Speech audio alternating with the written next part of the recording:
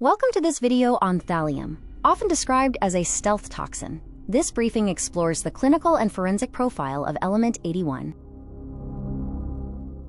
Thallium is invisible, odorless, and tasteless, making it notoriously difficult to detect. Historically dubbed the poisoner's poison, it was banned for household use in the United States in 1975 due to extreme risks. The history of thallium includes high-profile cases like the Bovingdon bug in the 1970s.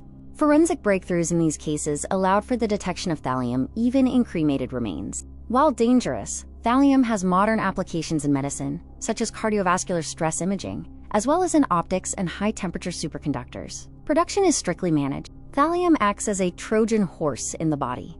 Because its ionic radius is nearly identical to potassium, it bypasses cellular defenses and is actively pulled into tissues. Once inside, thallium causes systemic failure. It triggers energy collapse by inhibiting vital enzymes, sabotages protein synthesis, and causes structural failure, famously leading to alopecia.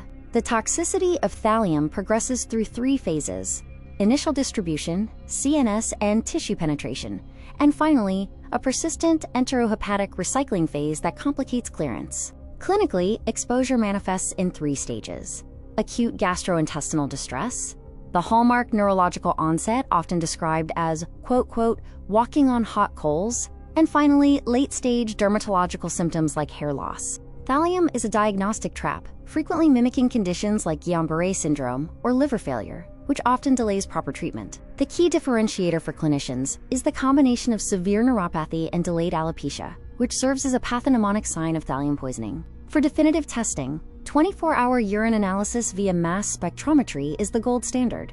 Blood tests are unreliable due to rapid tissue distribution, while hair root analysis provides a physical signature. The liver continually filters thallium into the intestines, but because the body mistakes it for potassium, the intestines reabsorb the toxin back into the blood, creating a dangerous cycle. Prussian blue, or radiogardase, acts as the primary antidote. It functions as an ion exchange resin, locking thallium into a crystal lattice so it can be safely excreted in feces. The decontamination matrix includes Prussian blue for fecal elimination, extracorporeal methods like hemodialysis for massive exposure, and alternative resins if the primary treatment is unavailable.